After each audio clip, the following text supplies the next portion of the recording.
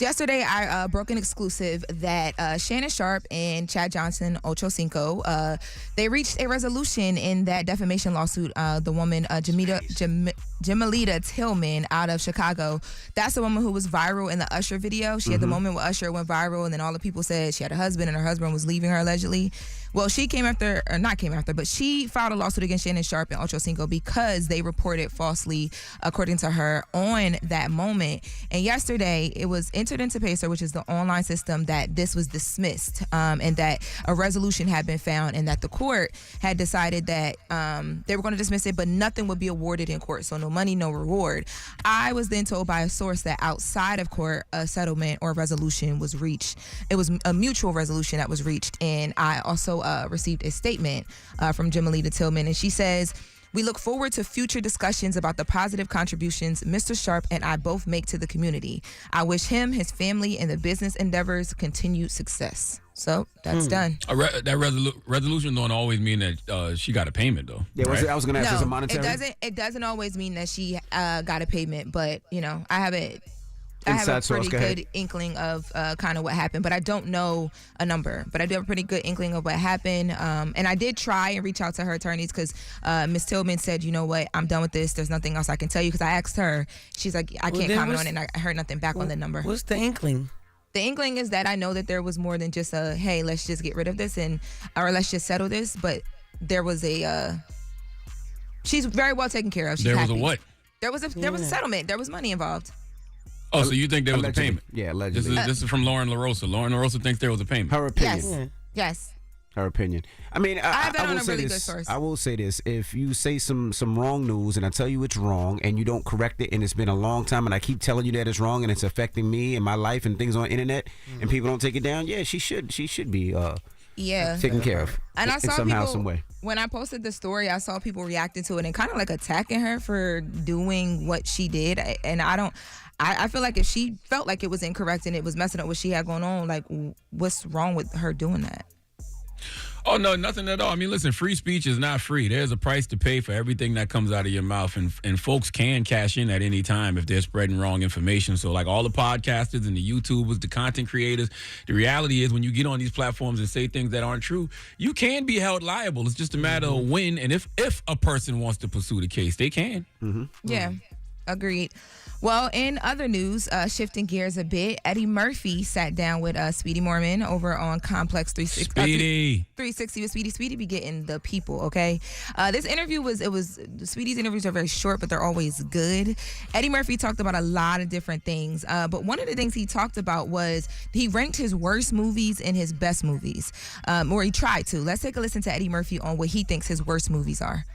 It'd be easier to name the 4 worst movies. Let's hear them. What do you got? Pluto Nash, Holy Man. Some say Norbit, but I like Norbit. I love Norbit. You know, Norbit came out when right after I got the Oscar nomination. And there were articles that was like, how can he get an Oscar? He did this. It's like, man, it's two different movies. And Norbit, I wrote Norbit with my brother Charlie. And here's the thing with Norbit. When it came out, I got voted for Razzies for worst actor of the decade, worst actor, and worst actress. You get a worst actress for that? They gave me a Razzie for worst actress, worst actor, and worst actor of the decade. I was like, come on, man. Ain't that bad.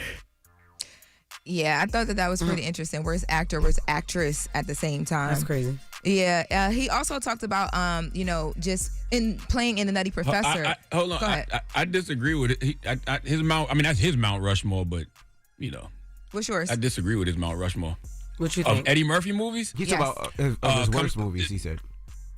Oh, he said, okay. Yeah, that was worse. I'm about to get to his best now. That was his worst. Okay, you can do it when I do the best, so I'll come back to you. But we're going to get to the best movies that he thinks were the best of his career. But he did mention that if he had to tell people like one character that like showcases his career best, it would be Nutty Professor because he did so much in that movie. Yeah. And then Speedy asked him, well, what were your best movies? Rank those. Let's take a listen to that. Yeah, Nutty Professor has a bunch of stuff in it. It's all these different characters, and they have to play different stuff. And if I just could just take one movie just to represent my whole, it would be Nutty Professor. When you think about what the Mount Rushmore of Eddie Murphy movies is, what's on there for you? Coming to America. Yes. Nutty Professor. Shrek. Let's say 48 Hours. Oh, no, wait a second. Because Dreamgirls is great. Yeah, so let's take off. I'll take 48 hours off and put Dreamgirls on. No Beverly Hills Cop? Well, what about Life? Life? See, exactly. Yes, it's exactly. See, for me, it would be Coming to America, Life, Nutty Professor, and then I'm on that last one. I'm a little hung up between Golden Child, Harlem Nights, or Boomerang. Harlem Nights. Yeah, that's my same one. But Harlem Nights. Okay, yeah, see, mine is my favorite movie of all time is Coming to America. I'll watch that 1,000 times. I don't care. And I watch Life 1,000 times. Life too. So Harlem Nights. Yeah, Beverly Hills Coming Cop. to America, Life, and Nutty Professor seem like givens to me. It's just that last one. That last one between Golden Child, Harlem Nights, and Boomerang. I was getting hung up on. But when you said that, when I saw Golden Child. I forgot about Golden Child. Yes, man. Oh man, Got so many. I got the knife. Can I have the knife? Man. Like that was classic. Please. Oh man, that was a classic. He was saying, It was just it was just interesting to first of all dropping the clues bombs for Speedy. It was just interesting to listen to what Eddie thought his best movies were because I like those movies he named, but I'm like, nah, your Mount Rushmore. Nah. yeah. And out of all those movies, Charlamagne, it seems like you listened to the interview, but hopefully maybe Jess and Envy didn't. Out of all those movies, how many do you guys think he actually had to audition for? None. I think None just, of them. Nah, I think From the Beverly Hills. beginning, I from think his whole career, Beverly Hills his whole Cop. career. I heard Beverly Hills Cop because it wasn't made for somebody else, and then he tried it. I thought. Nah, it was either Beverly Hills Cop or 48 Hours was made for Sylvester Stallone. Yeah. I forgot who. I forgot which one. Like 1 or 2 times? 1 or 2 times. Yeah. Eddie Murphy said out of his whole career, he's never had to audition for one movie, but he did have to audition for SNL, and that was the only thing he's ever auditioned for. Crazy. I said none. Yeah. I thought 1. Yeah. Some things are just written for certain people. When you writing these projects, you already got somebody in mind. Yes. That is genius. So. 100%. And out of his big career, he talked about his legacy and how he wants people to remember his legacy based on his career. Let's take a listen to that as we close. Do you ever think about legacy at all? I mean, obviously you're so stamped in this, but do you ever think about legacy? My legacy is my children. Like, this is what I do to make a living. It's not my legacy, not my legacy at all. My legacy is, my children, that I produced these wonderful, well-balanced human beings that I'm proud of. 10 of them, right? That are good people, that are 10 good people. Like, I don't have the one, this is the bull-ass celebrity nut kid. I don't have any of that. Like, all my kids are really good people. And that's my legacy, that, I got these great kids that I produced. Dope. Yes. Dope. Fire. Dropping the clues bombs for Eddie Murphy, man. Eddie Also Murphy, Speedy, too. Speedy as Arsenio well. Hall. Yes, I dropped for Speedy earlier, but Eddie Murphy, Arsenio Hall, Keenan Ivory Williams, Robert Townsend. That's different level of legends right there, man. Different level of icons. We throw those words around, legend and icon, when it comes to certain people, but those individuals, different. Foundations of Black Hollywood. Yeah, you got to put Martin in there. You got to put Will Smith as well. Hell yeah. Yeah, but those are. Hey, man, I said who I said, bro.